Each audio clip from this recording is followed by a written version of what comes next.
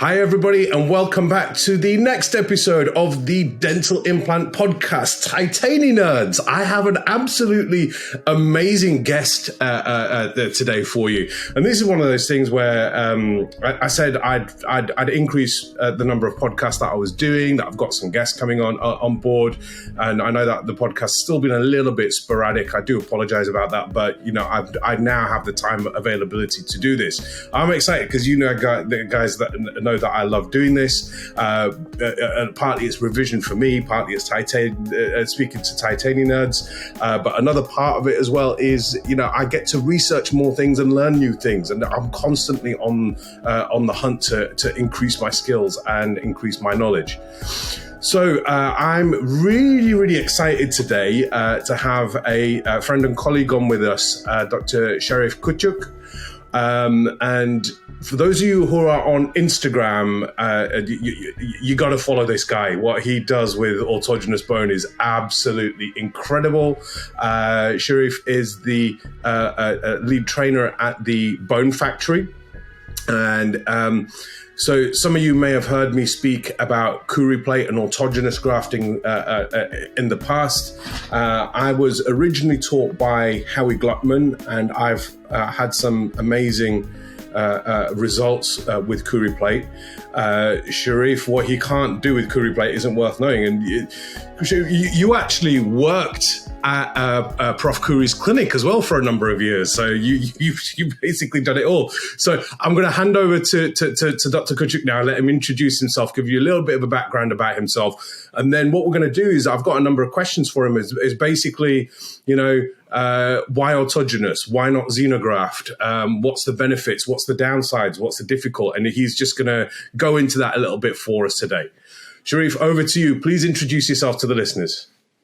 Hello, thank you, Pat, for the great invitation. And for me, the first time to be in a podcast, normally in some videos, Zoom calls, but as a new experience like you, I'm learning every day. So I am very happy to be with you. A wonderful project, wonderful podcast. And yes, I will say with the first sentence, welcome to our autogenous world, because in our autogenous world, the protocols and the work with autogenous bone is something what I think many of our colleagues as dentists, oral surgeon, maxillofacial struggling with implant cases when the bone is missing. And then is to have a predictable technique. What I also was searching is a predictable technique from all what concepts what we have in the dental implant techniques is what I could find is in autogenous bone. But later we will go more deeper. And yes, what I will give is an overview how I am doing every day this kind of techniques to be more safer, confident, because every colleague know it. We hate complications. We want to have wonderful results, happy patients, but how you can do it. Maybe this podcast will give insights in our daily work to see, okay, it's out of the box, what you can do, what other companies and techniques are predict us something, but in the real clinical day, sometimes we cannot get the results, and which frustration some colleagues have. And I also had this frustration with substitutes, with wound-resistance and different problems. And how I overcome, I will share with you about this. And you told me that you also interest in this field, are also doing this kind of techniques, or it's also one part of your treatment plans.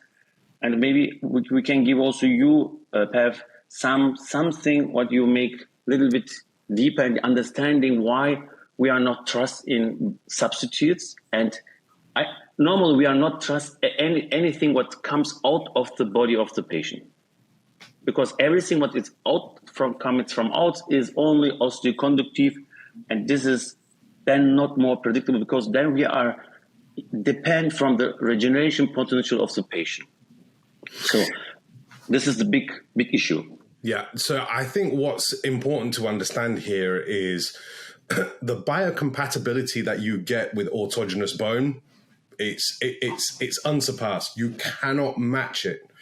In addition to that as well, it's not just the biocompatibility, but Sharif, as you said as well, is a lot of other materials, they're just osteoconductive, whereas this is, autogenous bone is osteoinductive as well.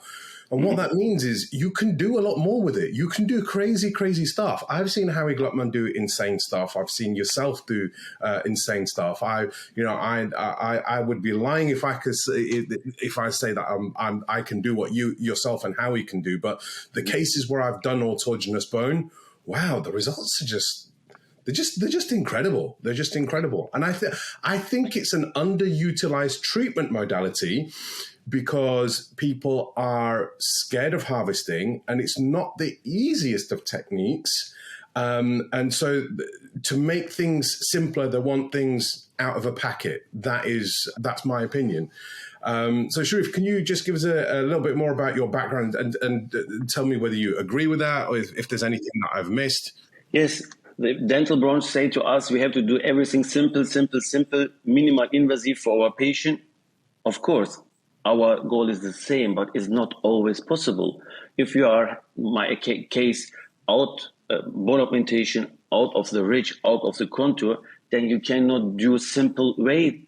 And yes, it's not easy, but if you do easy things, you will get easy results. So if you want to have an amazing, predictable, nature-like results, then you have to do something more as in your normal treatment or what you are at the moment are doing. This one step is the bone harvesting, local or from our first choice, retromolar. This is area. And what I see, back to the whole concept, after some colleague touching with autogenous bone augmentation concept, they see the potential, and in the most of the case, they want to go back to the other materials like substitutes or allograft or other things, because the natural way of reconstruction is not only to harvest a block and stabilize. It's a kind of working and modification of the block.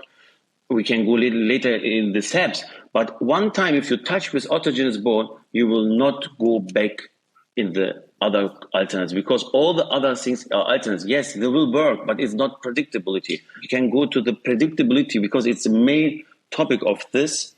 But the vital cells which we transplantate from the donor side to the regeneration area is the game changer. And this is not in artificial bone, not in allografts. So means we can increase the regeneration potential of modification of the graft material. And how, we are using not solid blocks, because solid blocks in the past was the problem of resorption. And it's existing studies about this. They say, you will lost 40%, 50% of the bone. And this we cannot work in a dental practice. So, and Professor Khoury, my mentor, make a modification. He harvested the block and thought, if the block too thick, the time to regeneration is too slow. And 5 to 7 days, the osteocytes and blast should get new revascularization. And then if you have a thick block, you will get resorptions.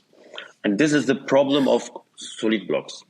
Yeah, and it's actually something that I was going to say as well, Sharif, is this actually goes back to Albrechtson's data. I think it was in the early 80s, where Albrechtsson showed that the penetration of blood vessels into a pure block was 0.05 millimeters per day, whereas into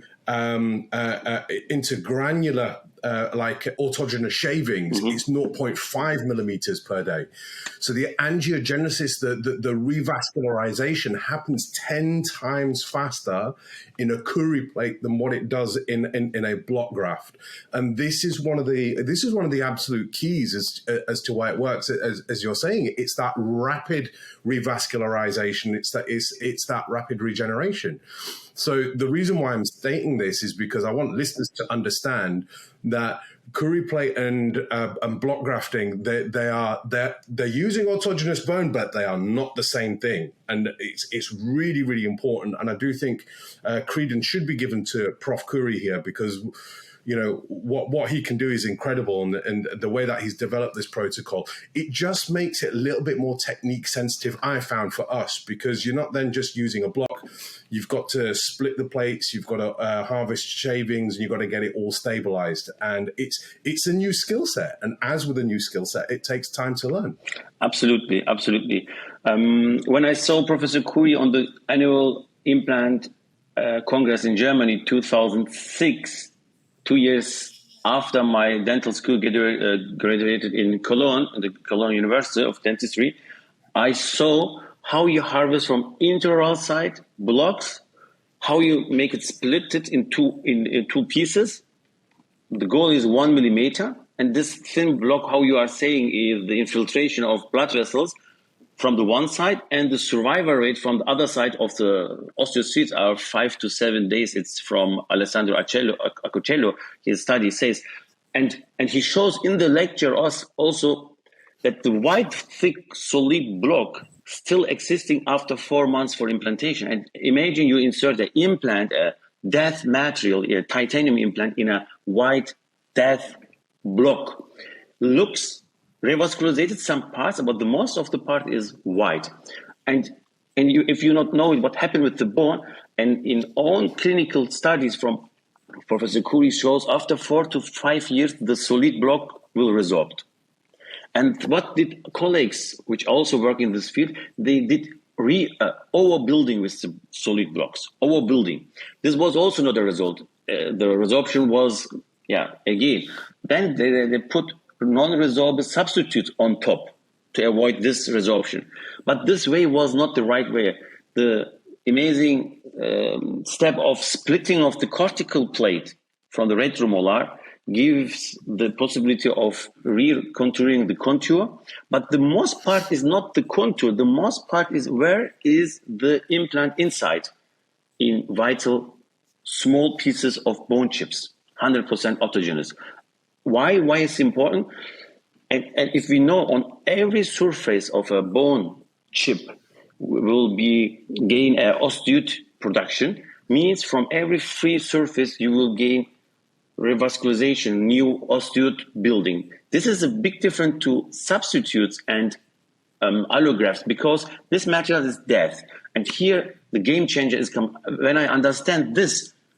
I completely understand the concept, but every day I'm learning more. But if you have some vital cells, it's starting to dying after the transplantation. Most of the part of the transplantation bone chips will die in the recipient side. Means this dying produce or introduction osteoinductive in the local recipient side, and from the local recipient side, it's coming also a revascularization process from both sides, from the bone chips, from the donor side. And this is missing with substitutes, allograft, everything what comes from outside. This process of dying is missing. A very, very important part. So what gives us as dentists an implantology is, if you have a patient with pure regeneration potential, but the problem is we are not knowing only if it's a smoker, if it's a diabetic patient or systematic problem, then we know it. But the rest of the group, when we say, oh, I'm doing every time the same technique, why is it not working in you? I don't know, I cannot explain me.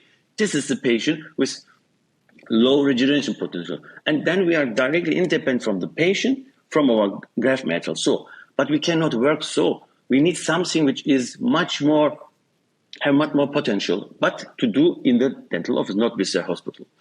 And this process of dying of the vital cells is the game changer, because it's activating local bone regeneration and revascularization and the new blood vessels, which missing with substitutes. So we are not more dependent from the patient. We are not more dependent from the grafting matter. But for this, yes, you are right. We have to make one step more. We have to harvest a block. We have to know the protocol harvesting and of the splitting. But if you learn one time, my promise to you, you will not use in cases that I'm using it in 100% only autogenous bone.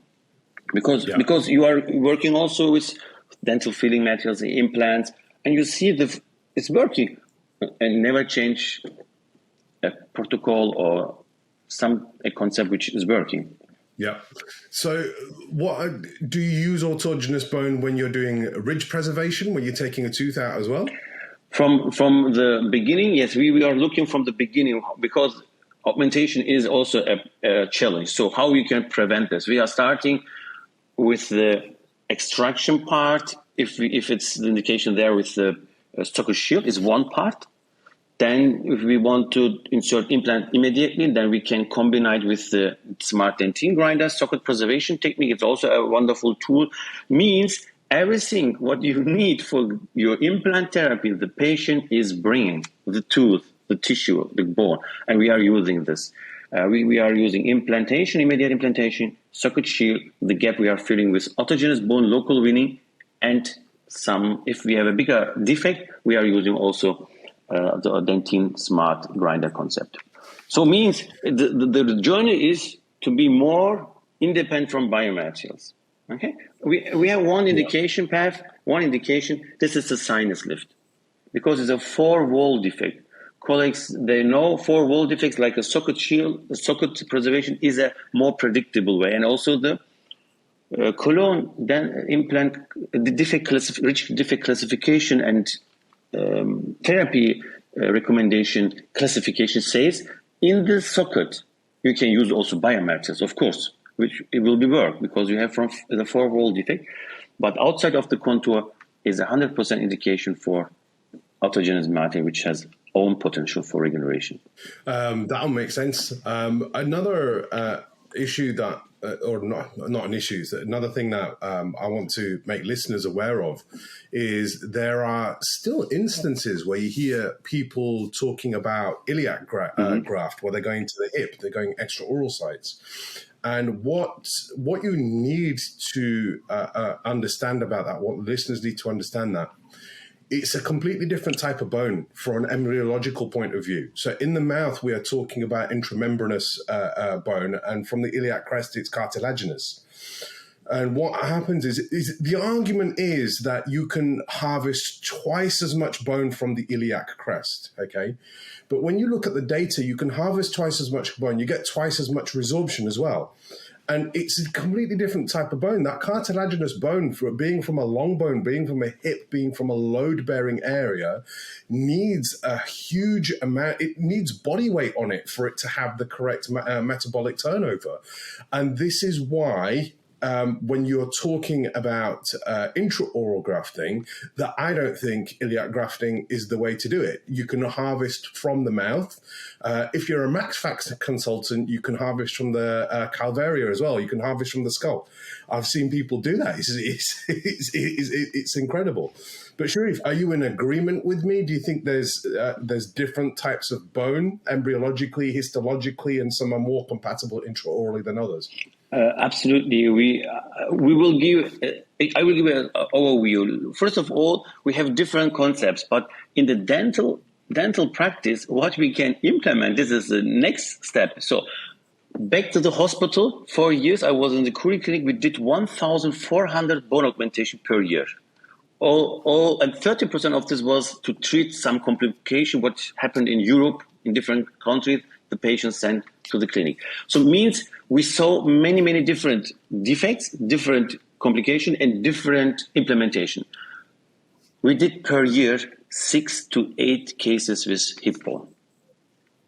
The rest was intraoral. I'm speaking from 1,300 to 1,400 cases per year in the whole of the clinic. So it means the cases number is less. But let's discuss, first of all, the challenge with hip bone and the benefit of the hip bone, but what is the benefits from autogenous bone, and how is the negative part of the hip bone, because the hip bone is full of BMPs, full of high potential cells which can introduce bone in the receiving side. So this is also the reason why the maxillofacial surgeon using it during the tumor for tumor patient. Why?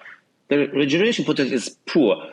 Chemical therapy, X-ray therapy, all the bone tissue are very poor in the regeneration. So they need something which activate the regeneration. So this is the main reason why 2% is becoming hip. But in our dental practice, we have to look also the data, and here the data from Spardona 2009 says after 1 year follow-up with augmentation with hip bone, 42% after lateral augmentation resorption with the hip bone, and 60% after 1 year resorption after vertical bone resorption. This is the data. This is not new. So, and because the bone is soft, and if you feel the bone in your hand, you will. If you feel also the fat in the bone. So big continuous spaces and gaps. So, and this saw also Professor Khoury in his developing of the SBB technique. He saw the BMPs in the hip bone is high, but in the cortical bone from retromolar is low. Okay, how you can the cortical bone is hard, the hip bone is soft. How we can mix the both power, the cortical power of the bone because it's hard, and the BMPs and the vital cells from the hip bone, so from the iliac bone. This is the reason why he split the block, gives the defect a new contour, and the particular bone chips imitating the quality of the hip bone, but much more better because you can modificate with the pressure in a better way. Means this is the power of the Khoury technique, because you have the benefits from the iliac bone, you have the benefit for the cortical bone, and mix it to something that matches to something better as both together. And this is a game changer. Yeah. That's, you know what, is because I came across Professor Khoury's information quite early on in my implant career, and in fact his textbook was one of the first that I read, and it's incredible the way that he's developed this, and it's fascinating listening to yourself, Sharif, because obviously you've got a lot of experience having worked in his clinic for 4 years and having seen it all. But I didn't realize that was the reason, and it makes sense as well. So what I'm hearing is it's kind of like all the pieces is kind of like starting to fall in together. It makes sense, and that, you know, is when it's not just harvesting autogenous bone, it's inducing that trauma in a controlled way that triggers the healing cascade. And that's kind of like why we get regeneration. So you're not, with a block bone, you have regeneration starting just at that interface, but with particular autogenous bone in the middle, it's kind of like starting everywhere. And it's kind of like, it's percolating throughout. It's such a clever way of doing it. And now it makes sense as to why you get such good regeneration. And now you will understand why we are not using membrane. The puzzle comes together. Pev, look, why everybody is saying it's right, GBR, we need a barrier. Why? From where is coming the regeneration? From the bone below. And they say 1 month, 1 millimeter, okay? Like this are the studies. So means you have to cover with a membrane from the soft tissue to avoid infiltration because it's coming from below. So, right, because it's death material. We are working with vital cells. Means it's a contraindication to make a membrane. If you see in social media colleagues, they're doing membrane, they have not make the mind shift from the GBR concept to the autogenous concept, because the brainwash is very strong from the biomaterial companies, so strong. Yes. I'm saying always you have to go to learn the protocol, but this is not everything. Then something you need for your brainwash, you have to make 3 times hot douche to be clear and reset your way, because you have to go to the roots, back to the roots, to understand of healing of the broken arm, broken leg. What happened? Directly influencing and implementation a healing process. This is a way what working. So, and the membrane is a barrier for our cells, which will die after 5 to 7 days after transplantation. Means this cells needs from everywhere blood vessels. Yeah, the colleagues say, what? From soft tissue, you touch with the articulate bones to the soft tissue, to the muscle, to the periods. Yes, we need it. Think about this. If you are dying, if you are underwater and your the other people which you hate come to you and I will help you. Give me your hand. You will hold your hand to protect your life. This is the same. The muscles, the environment will give the blood vessels for the cells. So membrane is contraindication. We are not using membrane. If you see somebody is using, they are not know the biological background about this concept and can get better, less results, poor results. I mean, this goes back to what I've said on a number of occasions. You need to understand what you're doing and what's going on as well. So obviously, with autogenous grafting, it is a new skill, a new technique to learn. But obviously, you're going to save on biomaterial costs very, very significantly. So Sharif, what about I had something in my mind. I've completely forgotten. Oh yeah. So sticking on the line of autogenous, do you ever mix PRF with the granules? Do you ever put PRF membranes on? Because that's autogenous. So just to make it clear, the data that I've seen, I've seen that PRF making sticky bone, it doesn't automatically improve the healing of the bone. There is some evidence to suggest it really does support soft tissue healing, but with it being autogenous, what it does is it makes everything handle really nicely. And it will have supporting products in there. What are your thoughts about combining PRF with what you do? Do you do it? Yes, 10, 15 years ago, we got the first set of our colleague, Professor Shakroun, to test it in the Curie Clinic. Then I could see after one side we did a test, right side of the augmentation part, we leave it like the original way. On the other side, we did a membrane of PRF, and to see the influence in some cases. But after reopening, we saw macroscopic, and later we did also histological biopsies, no different in the healing of the bone. The soft tissues looks a little bit better, but this was not significant. But the literature says earlier revascularization in the soft tissue. It's right. For this, it's coming also for other human treatment of burning of the derma. So means, but in our area of this augmentation with soft tissue management, it has not a significant result. It's better for the mind to sleep better at the moment. So we are only using something or protocols which has a benefit for us. And mostly with our colleagues, when we are together with colleagues, we have to explain you need not more. You have everything in your hand, your skills, and the patient. Okay? You need something to stabilize, but not more. The soft tissue handling is, of course, very important, but it's not coming from a better PRF or PRF treatment. We are not using the blood coagulum. The blood coagulum, if you leave the bone chips in a bottle for some minutes during the work, is the coagulum which makes the same like the PRF to stabilize the bone chips. So this was never a problem to handle the bone of the benefit of the PRF. Means we are not having a benefit with PRF. Everything is already in the autogenous bone, all the growth factors.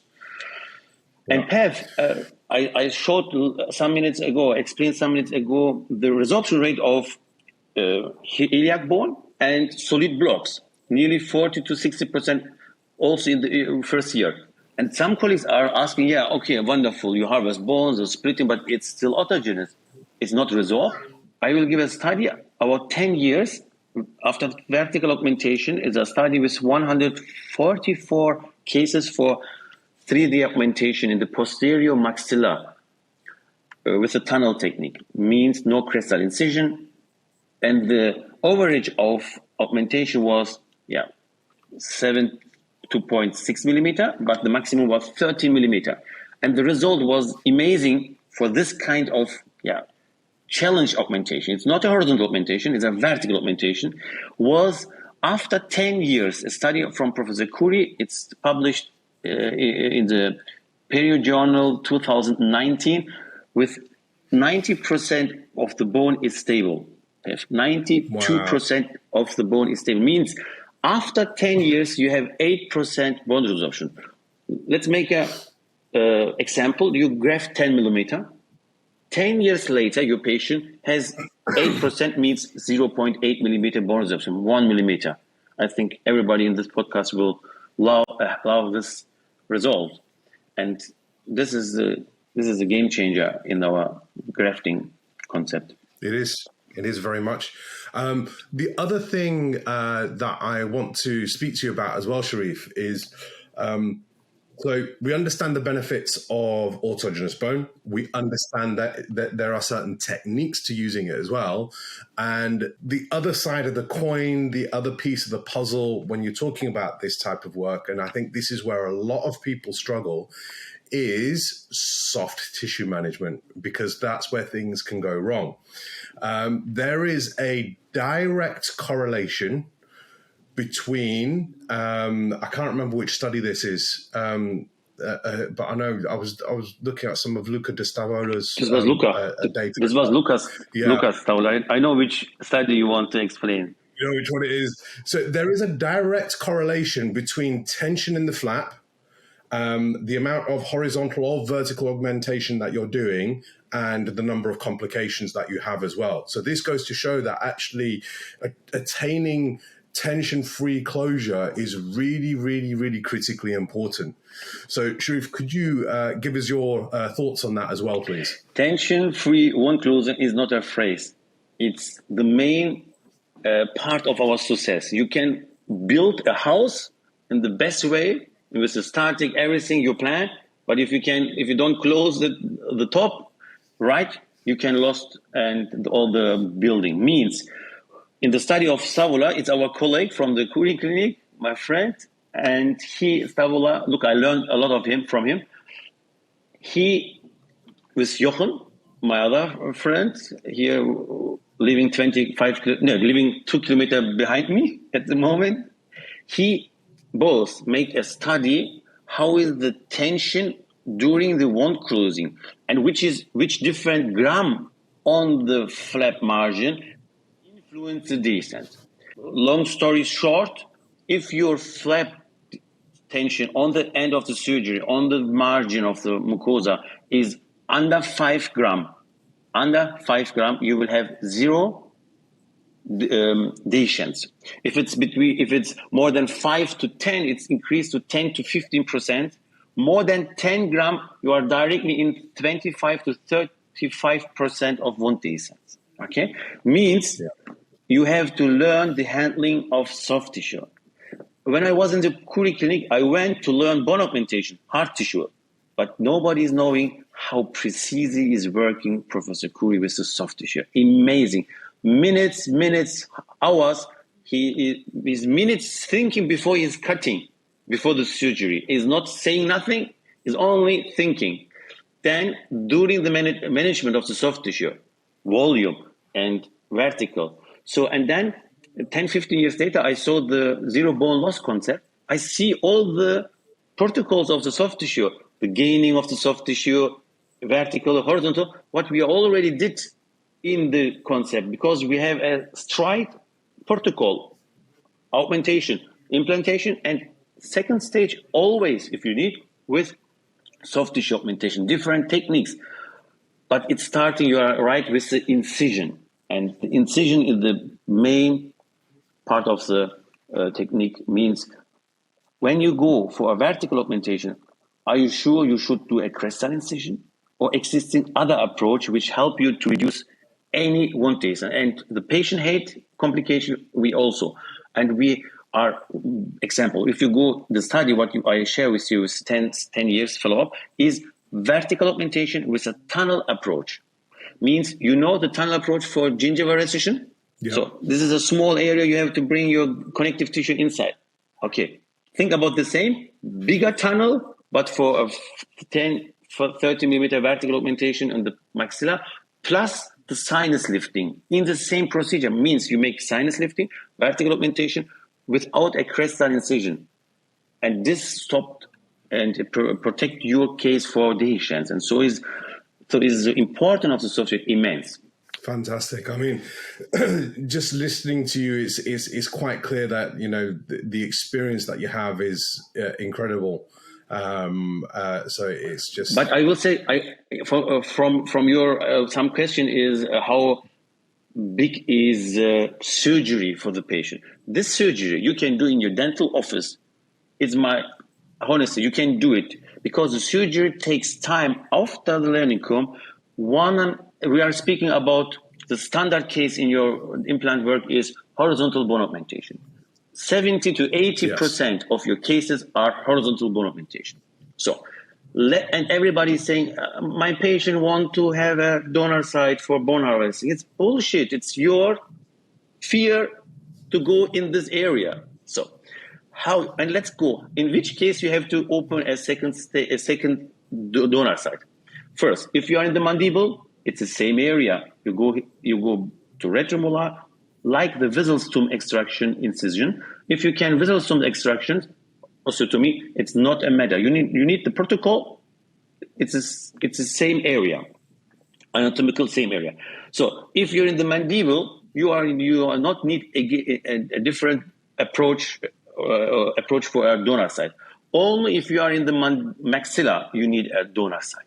Okay, this is already. If you have a case in the maxilla, you have to go to the mandible, or you can go to zygomatico, tuba, local, palatal, different site, different areas. Local, you are stay local. But if you need a full arch reconstruction, half arch reconstruction, yes, you need plates. And the next question is coming here. Yes, one side you can reconstruct full arch. Yes. Why? We are using the split bone. We make from one block, 2 blocks, and you can reconstruct with one side the full arch in the maxilla or the mandible. And the same on the other side. And the body of the human is amazing. After 1 year, you could harvest again from the same site, again a block. It's not 100% the same. It's 90% the linear oblique external reconstructed, but you can harvest again. No, this is absolutely fascinating, and I agree that it's because when I'm working in the maxilla, I don't bother going to the mandible for bone. The quality of the bone that you can get from the palate is just amazing. It's just absolutely fantastic. I love it. So I think it's, and I also agree with you, Sharif, that patients will accept whatever you explain to them. And if in your mind you like biomaterials, you're going to talk them out of having autogenous bone. But similarly, if you believe that autogenous is the best, and it is what everything's kind of like measured up to, particularly the Curie plate technique. Now, look, there are other clinicians out there doing amazing stuff with biomaterials, but we're specifically talking about autogenous here.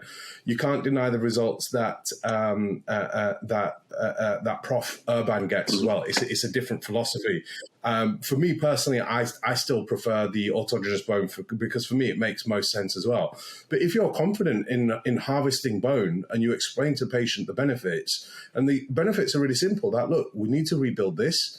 And the best way to rebuild it is taking a little bit of bone from elsewhere in your mouth, because it's your own body. Your own body will accept it.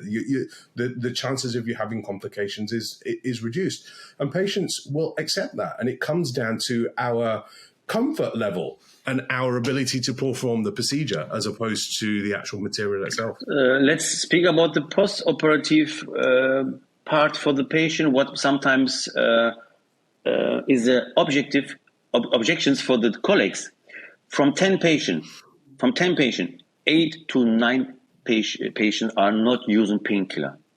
Okay, 1 or 2 patients, the group of what we analyzed was 1 or 2 patients is using painkiller in the night before they go sleeping for protection. So because everybody's thinking, oh, big swelling will come, yes, but the pain is not like we are thinking. On the next day, you can order your patient and ask, and we are doing. And the first time we did it, but no, we are give the appointment for only removal of the suture after 10 to 14 days. So, and then I asked him, did you use the painkiller package? No, it's full. 1 or 2 I use only. Why? I don't have pain. Little bit swelling and tension, but this was. So this is a fear that the patient say, oh, what you did with me. This was also my fear. But I saw amazing, painless, postoperative time. So, and after the learning to harvesting, 8 to 12 minutes later, you harvest a block in the size of 25 millimeter to until 40 millimeter. Up this time, you are, for the rest of your life as an implantologist, independent from biomaterials, independent from the regeneration potential. Of course, we have smoker. Of course, we have diabetic. We have not the same results. We have 5 to 8% less success. But even it's better as to use a death material in a smoker, which you don't need to do. It will be a disaster. Okay, and the colleagues which are working with substitutes should be honestly, they are doing bone augmentation with smokers. They are selecting this and show it other results. So we are not selecting the patient. We are not selecting patient. We are saying, okay, we will do the same technique like non-smoker. You will get a good result, but not the same like a non-smoker. But we are behind our concept. It's not depend from then smoking, because if the graft has the potential to overcome this. Yes, we have also dehiscence, but in the range of 1 to 3%. Not dehiscence, I mean complications. Different reasons, but we can manage. And yes, we help colleagues to learn how you close one dehiscence safe in the way to avoid this. But better is to have a clear concept in the beginning, from the incision, from the augmentation, from the flap design, from placing the blocks. Better is better as to make it treat the complication. Because I hate complication. Yes. I would agree with you, Sharif. And I think there's something else to add to that as well. It's my belief that, not my belief. This is what I know from having done thousands of full arches now. I've done several hundred full arches. The amount of discomfort and pain that a patient experiences, yes, it's partly down to how much pain the patient will tolerate, but a lot of it is down to surgical technique. Okay, is if you have got blunt instruments, if you are using one scalpel blade to raise an entire arch flap, if you're very heavy-handed, the patient is going to feel significantly more pain than if you're using sharp instruments, multiple blades, and you're very, very gentle with your techniques. What we do by nature is invasive, but it doesn't automatically have to be traumatic. You can use gentle techniques. When I'm sedating patients to have this type of work done, I will use intravenous painkillers, and I will use intravenous steroids as well, where appropriate. And you can do some really, really big cases, and you see the patient for follow-up 3 or 4 weeks later. How were you? Yeah, I had a bit of discomfort, but it wasn't too bad. It's like, okay, well, I removed every single tooth in your mouth, resectioned some bone, put in 12 implants for you, and you had minimal pain and discomfort. I can accept that. That works nicely for me. So I think this should be another topic in its entirety. Is flap design's important, your instruments are important, your techniques are important. If I'm raising a big flap, I will quite happily go through 10 blades as opposed to just using one blade. It's really, really important because you're looking after the patient's best interest. Absolutely. And your time wasting is with wrong instruments. If the blade is not sharp, you are coming stressed because it's not working. And so this is smaller, of course, but the result is higher. So I also have always 5 to 7 blades on the board, on the table. Yes. And one thing more, yes, I got an oral surgery post-education. So means not we are seeing the same result in the hand of dentists, oral surgeon, periodontist, and maxillofacial surgeon also, because it's working. And this is the stay in the protocol, or in your full arch cases, it's the same. You have to stay in the protocol. You have to know anatomical region very well. It's the same here in this technique. Every technique you should learn with the right protocol to avoid any problem. And then it is not the problem of the technique, then it's the implementation problem. I see it. And yes, so it's possible. And we see the results. It's it's same. Of course, will have a learning curve. Also, in your full archery construction, the right angulations, the right position, all this is a symbiosis of hard and soft tissue techniques. It's just another. It's another arrow in the quiver. It's another tool. It's another part of the armamentarium. There's no one magic bullet. You need to understand the protocols. You need to have the skills to implement the protocols, and it's constant life learning. You know, I love to learn. I know that you love to learn as well, and I encourage all dentists. At every single stage of their career. You know, I know some of my mentors who are absolutely phenomenal right at the end of their career, and and they still love to learn. They will always have an open mind, and that's the way that it should be. That's the way that Prof. Brennemark intended for it to be. That we have to constantly learn, constantly keep our minds open, look for new solutions, and then test the evidence and the science behind it. And that's the way that it is. Sharif, thank you so much for joining us today. It's been an absolute pleasure. If listeners wanted to find you, what's the best way to find you? Because I know you're quite big on Instagram. What's your Instagram handle? Yes, we are on Instagram with our Bone Factory Academy. If you search to Bone Factory Sharif Küçük, you will find us, our website, bonefactory-academy.com. And we help to reach colleagues in the field of reconstruction to the next level, to be more predictable, to be more safe in horizontal and vertical bone augmentation and soft tissue management. And if you want, I can share our next event. Also, we are coming first time to UK. This is our absolute exciting time for me, because it's on 9 to 11 June 2023. In Manchester. And yes, we will be happy to be with you. 3-day masterclass, 1-day lecture about the Curie technique, and then we dive in directly to the practical part, 2 days of hard tissue and soft tissue augmentation. I think after the 3 days, we change your mind forever. That's the point. So, folks, you heard Sharif. If you jump on Instagram, look for Bone Factory and Sharif. So just even if you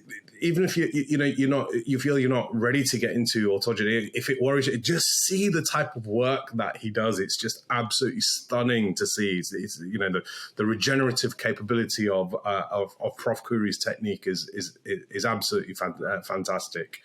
And if they want to see more cases, we have also our international Facebook group called Biological Bone Masters. This is like-minded colleagues. They share their own cases, their own question Q&A, and cases, what we did, what the colleague did, that you can see what is possible, and you can get more cases, what give you an idea to implement in your daily work. With small steps, you can increase your success in bone grafting. Amazing. Perfect. Thank you very much. Okay. So, folks, thank you very much for listening. As I said, I will be recording these more often. I know I keep saying that, but as I said, I actually have the time available. Sharif, thank you so much for your time today. And I look forward to meeting you again in the near future. Folks, just before I sign off, if anybody is interested in the Academy of Implant Excellence, please do reach out to me. You can find me on Instagram, Academy of Implant Excellence. You can message me via the podcast on social media or my personal page, Dr. Pav Kara, and I'd be happy to let you know more about the Academy. So the Academy is a comprehensive course, and for those wanting hands-on mentoring, that's optional. Extra as well, because I've got people at different stages of their career wanting different levels of support and mentoring. So I'm happy to help wherever possible. Thank you very much for your time, everybody, and I will speak to you again soon.